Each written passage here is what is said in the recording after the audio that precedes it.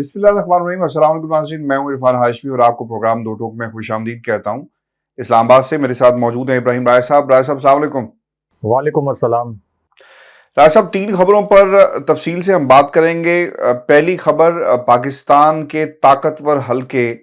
और नवाज शरीफ साहब किस मामले पर आमने सामने हैं, इसकी मुकम्मल तफसील अपने सुनने वालों के साथ हम शेयर करेंगे। और राय साहब, खान साहब के घर पे एक जूतों का जोड़ा पहुंचा है और ये कौन था लाने वाला, और अब इसके हवाले से इमरान खान को बकायदा एक ट्वीट करना पड़ी और इसके हवाले से कंट्रोवर्सी जो है वो क्या है वो भी हम बताएंगे। और फिर एक ड्रोन जो है वो बनी गाला के ऊपर आज उसने परवाज भरी है, उड़ाने वाला कौन था और इसका बुनियादी मकसद क्या था, बनी गाला की क्या जासूसी की जा रही है, इसकी भी कहानी प्रोग्राम में शामिल करेंगे। लेकिन राय साहब, एक इंतहाई अहम खबर ये है, और इस खबर के मुताबिक जो वाइब्स आ रही हैं और जो कुछ हो रहा है कि मुल्क के अंदर इंतखाबात का चांद जो है वो इस बरस नजर नहीं आएगा। वाइब्स ये बताती हैं कि मर्दमशुमारी के मामले के ऊपर इस वक्त एक गुमसान की लड़ाई का बाकायदा आगाज होने वाला है। मर्दमशुमारी के मामले पर एमक्यूएम के तहफ़्फ़ुज़ात हैं। मर्दमशुमारी के मामले पर अब दीगर जमातें भी, जिसमें पाकिस्तान पीपल्स पार्टी है, वो अपना मौक़िफ़ ज़रूर आपको देती हुई नज़र आएगी। ये वही मामला है जिस पे हमने देखा कि बल्दियाती इंतखाबात के ऊपर सिंध में क्या सिचुएशन क्रिएट हुई और पीपल्स पार्टी ने अपना एक मौक़िफ़ जो था वो उस पे कायम रही, और मर्दमशुमारी वाले मामले पर जो एमक्यूएम का मौक़िफ़ था उनकी बात को तस्लीम नहीं किया गया। अब ये मामला कौमी इलेक्शंस के ऊपर भी असरअंदाज होता हुआ नजर आ रहा है, और कहा यह जा रहा है कि शायद मर्दमशुमारी जो है उसे दोबारा किया जाए। मर्दमशुमारी को की कंफर्मेशन, मर्दमशुमारी ठीक हुई या ठीक नहीं हुई, बंदे ठीक तरीके से गिने गए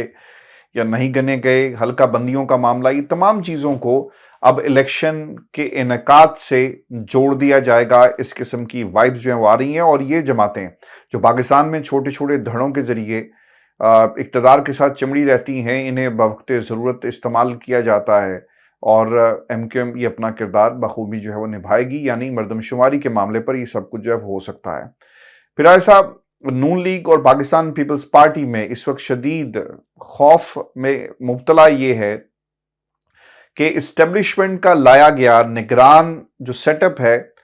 कहीं उन्हें साइड लाइन ना कर दिया जाए। आपने पिछले 3 दिनों में, और हमने अपने इस प्लेटफॉर्म के ऊपर भी बड़ी तफसील के साथ ये तमाम अवामिल जो थे इनका तस्करा किया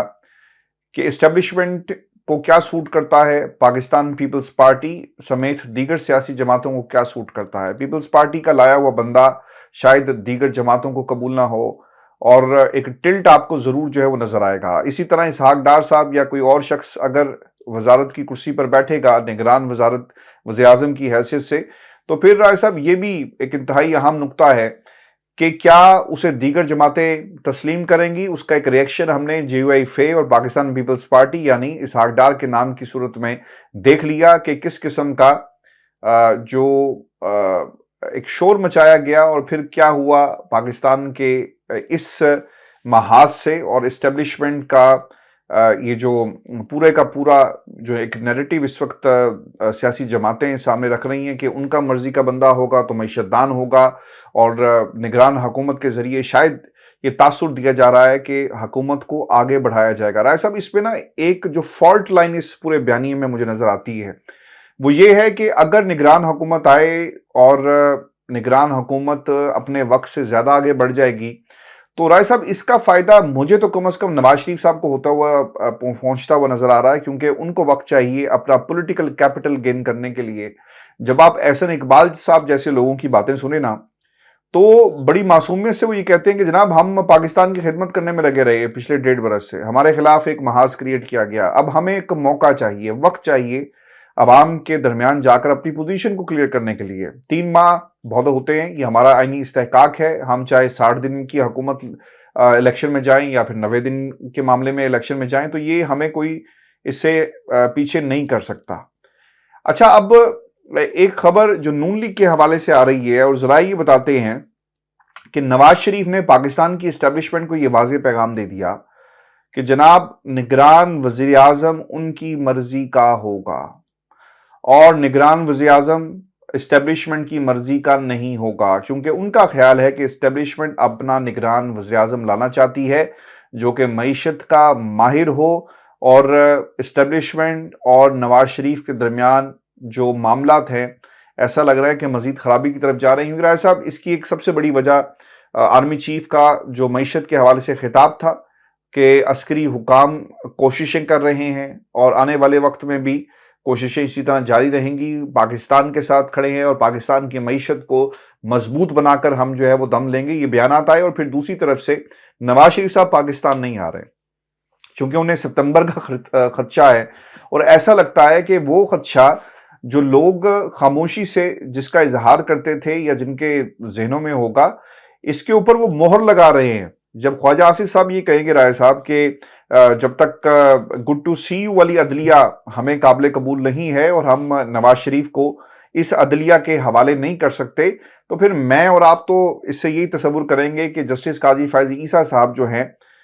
وہ ہاؤس آف شریف کی نوکری کریں گے اور وہاں سے ڈائریکشنز جو لیں گے۔ آئی ڈونٹ نو، میں نے کچھ زیادہ الفاظ سخت استعمال کر لیے یا مجھے نہیں کرنے چاہیے، لیکن راج صاحب تاثر تو یہی جا رہا ہے۔ دیکھیں عاشق صاحب، ایک تو اسٹیبلشمنٹ اور نواز شریف کی لڑائی، اصل میں جو آپ نے انٹرو پڑھا اس کی ہیڈ لائن تو یہ ہے کہ کیا اسٹیبلشمنٹ، آسان الفاظ میں یہ کہ army chief general Asim Munir اور نواز شریف نگران وزیر اعظم کے نام پر آمنے سامنے آ چکے ہیں۔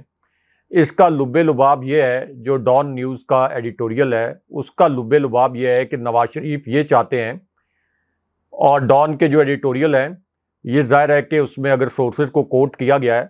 تو بڑی ذمہ داری کے ساتھ کوٹ کیا گیا ہوگا، کیونکہ ڈان کا جو انگریزی اخبار ہے یہ بڑا کریڈیبل اخبار ہے۔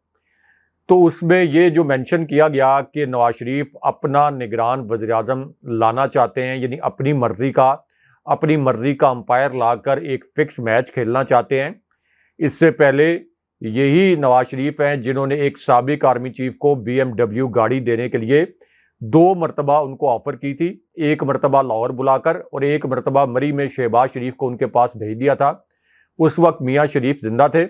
اور میاں شریف کا یہ پیغام پہنچایا تھا کہ ابا جی چاہتے ہیں کہ آپ کو ایک BMW گاڑی دی جائے، اور اس وقت جو سابق آرمی چیف تھے انہوں نے یہ BMW گاڑی لینے سے انکار کر دیا تھا، لیکن بعد میں ان کو پتہ چلا کہ مبینہ طور پر یہ BMW گاڑیاں دینے کی آفر انہوں نے کچھ کور کمانڈرز کو بھی کی تھی۔ یعنی نواز شریف جو ہیں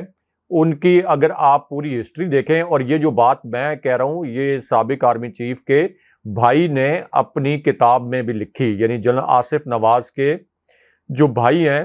انہوں نے اپنی کتاب میں بھی یہ لکھا کہ نواز شریف نے میرے بھائی جو آرمی چیف تھے ان کو BMW گاڑیاں دینے کی آفر کی۔ اس کے بعد اسی کتاب میں ایک اور انکشاف یہ ہوا کہ سابق آرمی چیف کو، یعنی جب وہ سٹنگ آرمی چیف تھے تو ان کو بلایا گیا، ان کو بلا کر نواز شریف نے حسین نواز اور حسن نواز کو ان کے سامنے بٹھا دیا، اور اس کے بعد یہ کہا آرمی چیف کو کہ ان کو اپنا بھائی سمجھیں، اگر یہ کبھی آپ سے کوئی بدتمیزی وغیرہ کر دیں تو مجھے بتائیے گا۔ اس کا مطلب یہ ہے کہ آرمی چیف کے عہدے کو انڈرمائن کر کے وہ یہ بتانے کی کوشش کر رہے تھے کہ جس طریقے سے یہ میرے بچے میرے تابع دار ہیں، آپ کو میرے تابع دار رہنا ہے، اور جس طرح میں اپنے بچوں کو ٹریٹ کرتا ہوں اس طرح میں آپ کے بچوں کو ٹریٹ کروں گا۔ اور اس وقت کے جو آرمی چیف تھے انہوں نے اس بات کو بڑا مائنڈ بھی کیا کہ یہ کس طریقے سے نواز شریف نے میرے ساتھ حسین نواز اور حسن نواز کے سامنے کس طریقے سے بات کی ہے۔ اب ایک تو یہ نواز شریف کی ہسٹری ہے، جو ایک واقعہ میں نے آپ کو ایک کتاب سے جو سابق آرمی چیف کے بھائی نے لکھی، انہوں نے یہ انکشافات لکھے۔ اب آ جائیں کہ نواز شریف اپنی مرضی کا نگران وزیر اعظم کیا لانا چاہتے ہیں، کیوں لانا چاہتے ہیں، اور کیا اس کے راستے میں اسٹیبلشمنٹ کو رکاوٹ ہے۔ دیکھیں، اگر تو نگران وزیر اعظم کوئی ٹیکنوکریٹ آتا ہے، کوئی سابق جج آتا ہے، کوئی بیوروکریٹ آتا ہے، یعنی کوئی سابق بیوروکریٹ آتا ہے، تو نواز شریف کو خدشہ یہ ہے کہ عام طور پر جب کوئی ٹیکنوکریٹ لایا جاتا ہے یا بیوروکریٹ لایا جاتا ہے یا سابق جج، خاص طور پر کوئی افسر شاہی کا شخص لایا جائے، اس کو یہ پتا ہوتا ہے کہ الیکشن میں اگر میں نے کوئی دھاندلی کے بجائے دھاندلا کروا دیا تو بعد میں کبھی جو بھی جماعت اس دھاندلی کا شکار بنے گی، بعد میں کبھی وہ حکومت آئی تو میرے خلاف مقدمات کھل جائیں گے، اور اس کے لیے چونکہ اس کا انٹرسٹ نہیں ہوتا، اس کا انٹرسٹ تو نہیں ہوگا، سپوز اگر کوئی غیر جانبدار ٹیکنوکریٹ، کوئی غیر جانبدار معیشت دان، کوئی غیر جانبدار آپ کا ریٹائرڈ جج آ جائے تو اس کا یہ مفاد تو نہیں ہوگا کہ پی ٹی آئی کو زبردستی جتوا دے یا نون لیگ کو زبردستی جتوا دے۔ اس کی تو کوشش ہوگی کہ جو اس کا 3 مہینے کا یا 2 مہینے کا جو ٹینیور ہے، اس کے اندر اس کی ذات پر، اس کی ساکھ پر کوئی دھبا نہ لگے، اس لیے اپنے تئیں وہ یہ کوشش کرے گا، اپنے تئیں، اگرچہ اس کو یہ کوشش نہیں کرنے دی جائے گی، لیکن اپنے تئیں شاید وہ یہ کوشش کرے کہ چلیں کوئی شفاف انتخابات کرانے کی کوشش کرتے ہیں، اور شفاف انتخابات ہوئے تو سب کو پتہ ہے کہ عمران خان صاحب 74% تک کے مارجن سے جیت کر دوبارہ پرائم منسٹر بن جائیں گے۔ اب اسی پوری سچویشن میں نواز شریف یہ چاہتے ہیں کہ اسحاق ڈار جو ہیں ان کو پرائم منسٹر بنا دیا جائے۔ یہ اس وقت موجودہ جو نون لیگ کا سیٹ اپ ہے اس کی کنٹینیوٹی بن جائے، یعنی نام نہاد نگران حکومت ہو، اصل میں شریف خاندان اور نون لیگ ہی نگران حکومت میں حکمران ہو۔ Army chief general Asim Munir اور اسٹیبلشمنٹ کا جو تعلق ہے اس وقت فوجی قیادت کا نون لیگ کے ساتھ یا حکومت کے ساتھ، یہ اسی طرح مضبوطی کے ساتھ قائم رہے، اور پھر army chief general Asim Munir ظاہر ہے کہ جو بھی نگران وزیر اعظم ہوگا اور یہ اگر نون لیگ کا ہوگا تو پھر اسی طرح ایک army chief general Asim Munir وزیر اعظم ہاؤس جائیں گے، اسی طریقے سے ایونٹس ہوں گے، شہباز شریف وزیر اعظم ہاؤس میں جا کر بس جائیں گے، پوری نون لیگ کی قیادت وزیر اعظم ہاؤس میں ہی آپ کو نظر آئے گی۔ تو اس کے پیچھے ایک چال تو یہ ہے کہ کسی طریقے سے نون لیگ کا ہی وزیر اعظم لایا جائے تاکہ یہ تاثر ہی نہ بنے کہ اس وقت کوئی کیئر ٹیکر سیٹ اپ آیا ہے، ججوں کو بھی پیغام چلا جائے، افسر شاہی کو بھی پیغام چلا جائے، آرمی چیف کو اور اسٹیبلشمنٹ کو بھی پیغام چلا جائے کہ we are very much here, اور ہم ہی اس سیٹ اپ کو آگے لے کر چلا رہے ہیں، کوئی نگران حکومت نہیں آئی۔ تو یہ ایک فراڈ، میگا فراڈ کرنے کی کوشش کر رہے ہیں نواز شریف، جو کہ پاکستان کی تاریخ میں سے پہلے کبھی نہیں کیا گیا۔ اب ڈان اخبار کی یہ جو سٹوری ہے، اس کے مطابق نون لیگ کے کچھ رہنماؤں نے یا نون لیگ کے جو ذرائع ہیں انہوں نے یہ بتایا کہ ان کے پاس یہ اطلاعات ہیں کہ اسٹیبلشمنٹ کوئی اپنا اور اپنی مرضی کا کوئی نگران وزیر اعظم لانا چاہتے ہیں، اور پروبیبلی یہ ہنٹ دیا گیا کہ وہ یہ چاہتے ہیں کہ کوئی معاشی ماہر ہو، کوئی معیشت دان ہو، تاکہ یہ جو 15 مہینے میں اسحاق ڈار نے تباہی مچائی ہے معیشت کے حوالے سے، تو اس تباہی کا کچھ تدارک کیا جا سکے، یا ان 3 ماہ میں معیشت جو ہے وہ مزید تباہ نہ ہو۔ یہ ایک تاثر دیا گیا، اور پھر اس کے لیے آپ یہ کہہ سکتے ہیں اس خبر کی سپورٹ میں آگے جا کر میں ایک اپنا زمینی حقائق پر تجزیہ بھی رکھتا ہوں اور ایک خبر بھی شیئر کرتا ہوں جی ایچ کیو کے حوالے سے، لیکن یہ اس کی سپورٹ میں، یعنی اس خبر کی سپورٹ میں یہ بات سامنے آتی ہے کہ جیسے ہی اسحاق ڈار کا نام سامنے آیا، اچانک Farooq Sattar M Q M, جن کے متعلق جاننے والے جانتے ہیں کہ اسٹیبلشمنٹ کی لائن لیتے ہیں، انہوں نے اسحاق ڈار کے نام پر سنگین اعتراضات کھڑے کر دیے۔ ایک دن خاموشی رہی، اور ایک دن کے بعد اچانک آپ کی جو پیپلز پارٹی ہے اس نے پریس کانفرنس شروع کر دی اور یہ کہا کہ اسحاق ڈار کون ہے، یہ کیسے پرائم منسٹر بنیں گے، یہ ایک فیک نیوز ہے، جعلی خبر ہے، جعلی وزیر اعظم۔ اس طرح کی پریس کانفرنس جو ہے وہ فیصل کریم کنڈی نے بھی، اور اسی طرح آپ کی جو شہری رحمان ہے انہوں نے بھی کر دی، یعنی پیپلز پارٹی نے بھی اچانک یہ نام فوری طور پر ریجیکٹ کر دیا۔ اس کے بعد سب سے جو سمبولک بات تھی وہ یہ کہ راجہ ریاض جیسا ہومیوپیتھک قسم کا نام نہاد اپوزیشن لیڈر، جنہوں نے یہ اعلان کر رکھا ہے کہ میں نون لیگ کے ٹکٹ پر الیکشن لڑوں گا، وہ بھی اسحاق ڈار کو آپ یہ کہہ سکتے ہیں کہ ان کے خلاف ایک محاذ بنا کر کھڑے ہو گئے، حالانکہ ان کو پتہ ہے کہ نواز شریف کے کتنے قریبی رشتہ دار ہیں، اور انہوں نے یہ الفاظ بول دیے کہ اگر اسحاق ڈار کو لایا گیا تو پھر تو الیکشن ہوگا ہی نہیں، 2 سال تک ڈیلے ہو جائے گا، اور اسحاق ڈار اگر آئے تو الیکشن کی کوئی ساکھ نہیں رہے گی۔ تو اتنے سارے لوگ بیک وقت، رضا ربانی، پوری Peoples Party, M Q M, Farooq Sattar, اسی طرح جے یو آئی کے لیول پر بھی کہ مشاورت نہیں ہوئی، اے این پی نے کہا مشاورت نہیں، تو اتنے سارے فیکٹرز، اتنے ساری زبانیں ایک دم جو کھلی ہیں، تو یہ قیاس آرائی کی جا رہی ہے کہ شاید پروبیبلی اسٹیبلشمنٹ نے کوئی اس قسم کا اشارہ دیا کہ اسحاق ڈار کو پرائم منسٹر نگران وزیر اعظم نہ بنایا جائے، اور پھر خواجہ آصف جو کہ اس وقت اسٹیبلشمنٹ کے بڑے قریب سمجھے جاتے ہیں. حالانکہ خواجہ آصف نے فوج کے خلاف پاکستان کی تاریخ کی سب سے زہریلی تقریر جو ہے وہ خواجہ آصف نے پارلیمنٹ کے فلور پر کی تھی. پتہ نہیں ان کے لیے تو ڈالے نہیں آتے, اللہ نہ کرے کہ ان کے لیے یا کسی اور کے لیے ڈالے آئیں, لیکن انہوں نے تو یہ الفاظ استعمال کیے تھے کہ پاک فوج تمام جنگیں ہار گئی اور اس کے باوجود جو ہے یہ فوجی بجٹ اور دفاعی بجٹ مانگتے ہیں بڑی ڈٹائی کے ساتھ. اور پوری قوم نے اس وقت مذمت کی تھی خواجہ آصف کے اس بیان کی کہ فوج کے خلاف کس طرح کا زہریلا بیان دے رہے ہیں. لیکن بہرحال ابھی تو وہ بڑے لاڈلے بنے ہوئے ہیں, وزیر دفاع بھی ہیں. اس سے پہلے جب الیکشن ہار رہے تھے تو وہ دلچسپ واقعہ بھی آپ کو اور ہمارے ویورز کو پتا ہوگا کہ انہوں نے جناب باجوہ کو کال کی تھی. خود جناب باجوہ نے بلاول زرداری کو, احسن اقبال کو اور خواجہ آصف کو سامنے بٹھا کر یہ کہا تھا کہ یہ خواجہ آصف بیٹھے ہوئے ہیں, ان سے پوچھیں کہ جب یہ الیکشن ہار رہے تھے تو انہوں نے مجھے کال کر کے کہا تھا کہ میں الیکشن ہار رہا ہوں. اور پھر بعد میں سب نے دیکھا کہ خواجہ آصف وہ ہارا ہوا الیکشن جس کے متعلق وہ یہ سمجھ رہے تھے کہ میں ہار چکا ہوں, وہ جیت گئے. اب چونکہ خواجہ آصف بھی اسٹیبلشمنٹ کے بہت قریب سمجھے جاتے ہیں تو انہوں نے بھی اسحاق ڈار کے نام پر اچانک اعتراض اٹھا دیا اور یہ کہا کہ قانونی طور پر بڑے اس کے اندر پیچیدگیاں جو ہیں وہ سامنے آ جائیں گی اور ہمیں قانونی مشورے دیے جا رہے ہیں کہ اسحاق ڈار جو ہے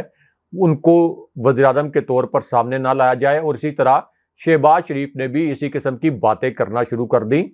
اسحاق ڈار کے اوپر سے خوش آمد نواز شریف کو خوش کرنے کے لیے, لیکن اندر سے ان کو بھی سوٹ نہیں کرتا کہ اسحاق ڈار نگران وزیر اعظم بن کر آ جائیں. تو اسٹیبلشمنٹ پروبیبلی یہ جو خبر ہے اس کے مطابق وہ اپنا کوئی معاشی ماہر لے کے آنا چاہتی ہے, یعنی اپنی پسند کا, یہ نہیں کہ کوئی ریٹائرڈ فوجی, اپنی پسند کا, تاکہ معیشت کو تباہ ہونے سے بچایا جائے. تباہ تو پہلے ہی ہے, یعنی مزید تباہ ہونے سے بچایا جائے. لیکن یہ جو بات کی جا رہی ہے کہ اسٹیبلشمنٹ اور نواز شریف آمنے سامنے, ہسٹری تو رہی ہے نواز شریف کی کہ وہ جنرل مشرف سے بھی لڑے, جنرل راحیل شریف جو کہ ایک بڑے پروفیشنل آرمی چیف تھے ان کے ساتھ بھی ان کی لڑائی ہوئی, جناب باجوہ کے ساتھ بھی ان کی لڑائی ہوئی. تو کوئی آرمی چیف ایسا نہیں ہے, اس سے پہلے جو 90 کی دہائی میں آرمی چیف تھے, پوری ایک داستان ہے, بات لمبی ہو جائے گی, ان کے ساتھ بھی ان کی لڑائی ہوئی. تو لڑائی تو ان کی ہو جاتی ہے نواز شریف کی, تو ان کی ایکسپیکٹیشن یہ ہوتی ہے کہ کوئی بھی جو چیف ہو وہ پھر میری پارٹی کا چیف بن جائے, میرے پارٹی کے سیاسی مقاصد پورے کرے. اور جب وہ سیاسی مقاصد پورے نہیں ہوتے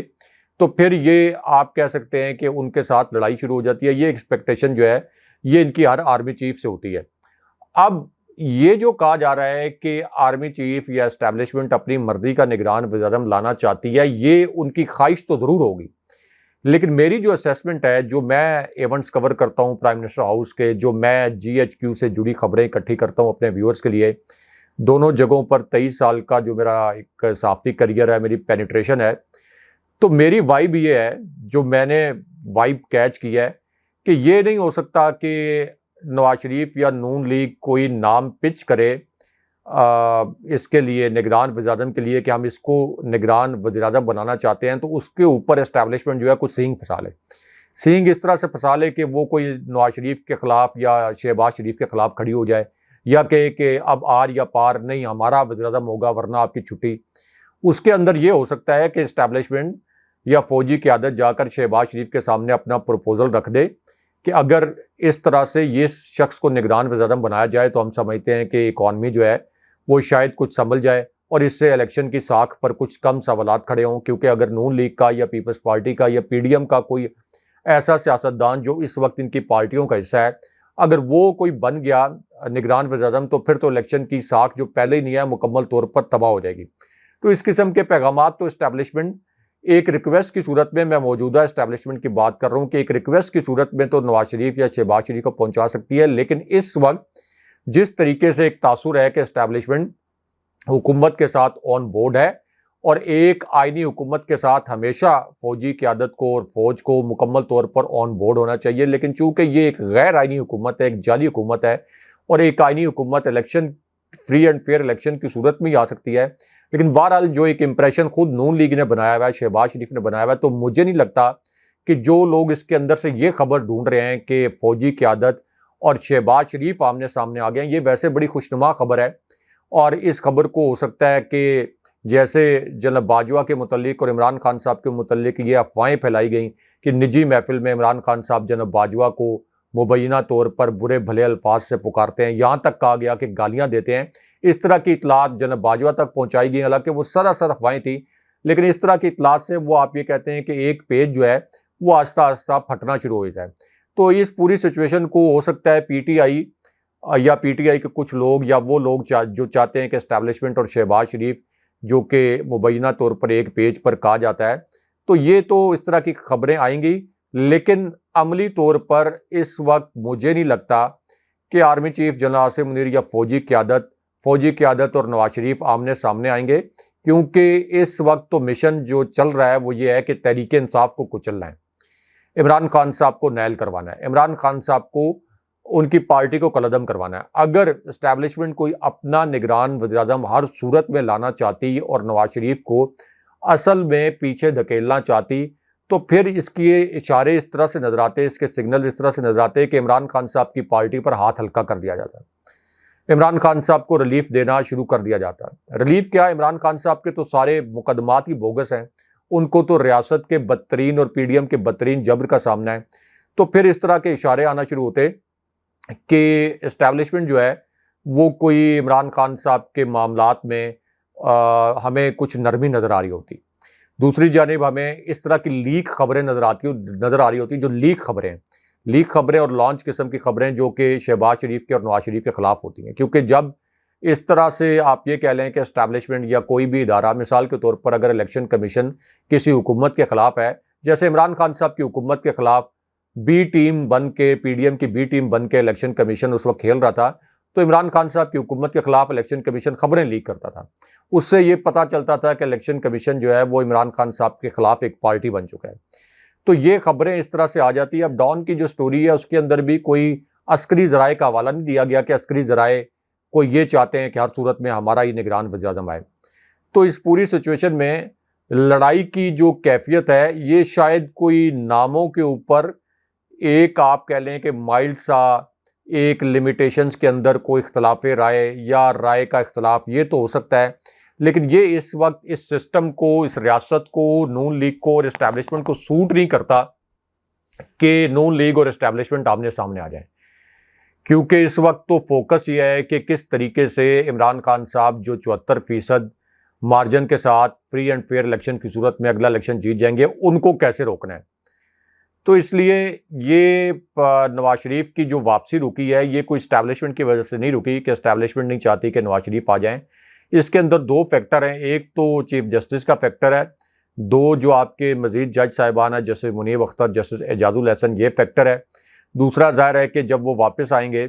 نواز شریف تو آوازیں اٹھیں گی کہ ان کا احتساب مکمل ہوئے بغیر کس طریقے سے ان کو جیل نہیں بھیجا جا رہا یا ان کو ضمانتیں دی جا رہی ہیں۔ اور تیسرا جو کلیدی فیکٹر ہے وہ یہ ہے کہ نواز شریف ابھی اپنی سیاست بچانا چاہتے ہیں۔ آپ نے کہا کوئی اپنا پولیٹیکل کیپٹل گین کرنا چاہتے ہیں، ان کے پاس کوئی پولیٹیکل کیپٹل نہیں ہے۔ وہ اگر آئیں گے تو ان کو پتہ ہے کہ ان کی سیاست بھی عمران خان صاحب کے سامنے دفن ہو جائے گی، تو اس لیے وہ اس وقت کا انتظار کر رہے ہیں جب عمران خان صاحب کو نااہل کر دیا جائے، تحریک انصاف کو کالعدم کر دیا جائے،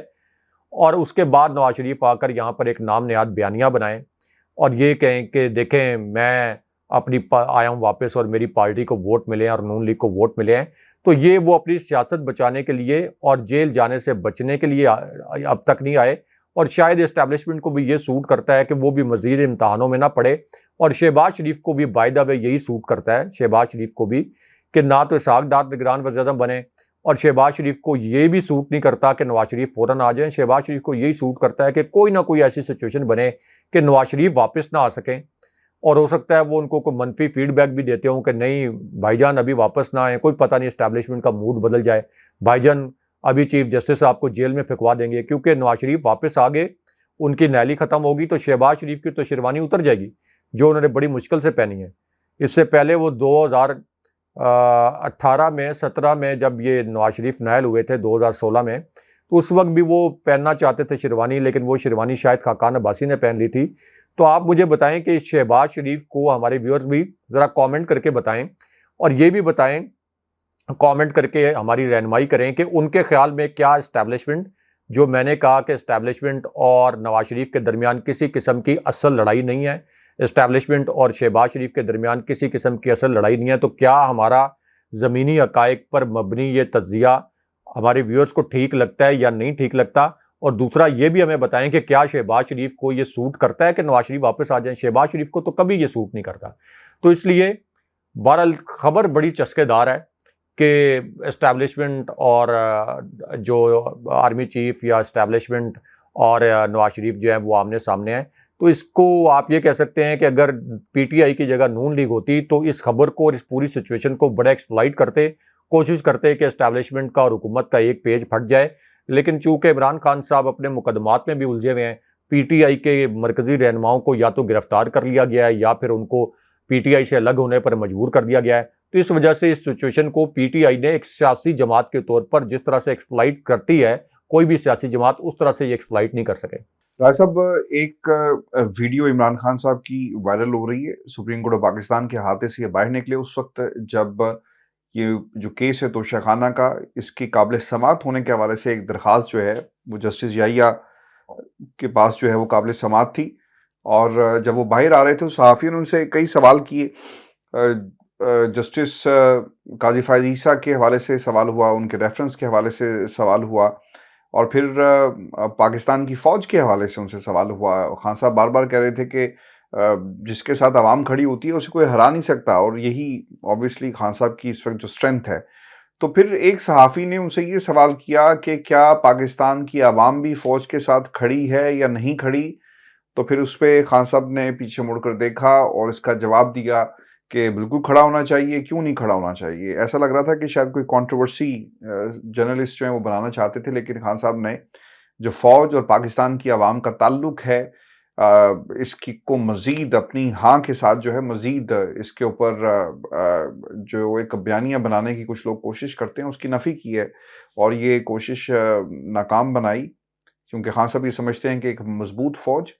مضبوط پاکستان کی علامت ہے. رائے صاحب، یور ٹیک. دیکھیں آشفی صاحب، اس کے اندر دو اہم پوائنٹ ہیں اور ایک اہم خبر بھی ہے. ایک تو عمران خان صاحب کو ایف آئی اے نے دوبارہ طلب کر لیا، یعنی ایک ایسی صورتحال میں جب پوری فوجی قیادت عمران خان صاحب کے حق میں گواہی دے چکی ہے کہ یہ سائفر ایک حقیقت تھا، اس سائفر کے اوپر عمران خان صاحب کا موقف ٹھیک تھا، اور پوری فوجی قیادت یعنی 5 آپ کے جو ٹاپ جنرلز ہیں انہوں نے یہ گواہی دی کہ یہ پاکستان کے اندرونی معاملات میں ایک ناقابل قبول مداخلت تھی. اور پھر پوری فوجی قیادت یعنی یہ جو 5 آپ کے طاقتور جنرلز آرمی چیف سمیت، انہوں نے کہا کہ امریکی ناظم الامور کو ڈی مارچ کریں اور جا کر آپ واشنگٹن میں بھی یہ ڈی مارچ ہوگا. تو اس کا مطلب یہ ہے کہ جناب Bajwa D G I S I اس وقت کے chairman joint chief of staff committee اور پوری فوجی قیادت اس بات پر متفق تھی کہ یہ سائفر کے معاملے پر پاکستان کے اندرونی معاملات میں ناقابل قبول مداخلت ہوئی ہے. اب آپ دیکھیں کہ اسی معاملے پر عمران خان صاحب جو ایک مرتبہ ایف آئی اے میں پیش ہو چکے ہیں، ان کو سوال نامہ اس لیے نہیں پہلی مرتبہ بھیجا گیا تھا تاکہ ایسا نہ ہو کہ عمران خان صاحب اس کے جوابات دے دیں اور اس کا ریکارڈ رکھ لیں، تو بعد میں ہمارے پاس کوئی بہانہ نہیں رہے گا کہ عمران خان صاحب نے ہمارے سوالات کے جوابات نہیں دیے. تو اب ان کو دوبارہ ایف آئی اے نے ایک پیشی کے بعد ان کو دوبارہ طلب کر لیا. عمران خان صاحب پر ایک قاتلانہ حملہ پہلے ہو چکا ہے، ایک اسلام آباد کے جوڈیشل کمپلیکس میں ہو چکا ہے. اب دوبارہ سے عمران خان صاحب کو ہر روز یہ جو اس کے پیچھے بھیانک کھیل ہے وہ یہ ہے کہ عمران خان صاحب کو ہر روز آپ عدالتوں کے چکر لگوائیں، اس دوران خدا نخواستہ ان کے اوپر کوئی حملہ ہو جائے. اور دوسرا پرپز یہ ہے کہ عمران خان صاحب کو اتنا الجھا کر رکھا جائے اپنے مقدمات کے اندر کہ الیکشن کیمپین کے حوالے سے یا الیکشن ٹکٹس کے حوالے سے کوئی وہ ان کے پاس ٹائم نہ ہو کہ وہ کوئی پلاننگ کر سکیں، کچھ سوچ سکیں. تو یہ اس کے پیچھے جو ہے ایک بھیانک کھیل اس وقت کھیلا جا رہا ہے. اب اس بھیانک کھیل میں شہباز شریف بار بار یہ تاثر دیتے ہیں اور اس طرح کی تقریریں کرتے ہیں، اس طرح کے الفاظ بولتے ہیں. ایک دفعہ انہوں نے یہ کہا کہ اس وقت فوجی قیادت عمران خان کے فتنے سے نمٹنے کے لیے جو کوششیں کر رہی ہے ہم اس کا بھرپور ساتھ دیں گے. حالانکہ فوجی قیادت نے یا D G S P R نے اس طرح کے کوئی الفاظ عمران خان صاحب کے لیے استعمال نہیں کیے، نہ یہ کہا کہ ہم کوئی عمران خان صاحب کو کرش کرنے کی کوشش کر رہے ہیں. یعنی عملی طور پر کوئی پریس کانفرنس میں یا اپنی زبان سے فوج کے کسی ترجمان نے یہ الفاظ نہیں بولے، لیکن شہباز شریف نے فوج کے کندھے پر بندوق رکھ کر یہ ایک طرح سے آپ کہہ لیں کہ جان بوجھ کر فوج کو سیاسی مقاصد کے لیے استعمال کرنے کی کوشش کی۔ اس کا مطلب یہ ہے کہ فوج کو تقسیم، فوج کو متنازع، فوج کو کمزور کون کر رہا ہے؟ شہباز شریف، کیونکہ عوام کس کے ساتھ کھڑے ہیں؟ عمران خان صاحب کے ساتھ۔ اور جب شہباز شریف یہ کہیں گے کہ غلط بیانی کر کے یا سچ بیانی کر کے، یا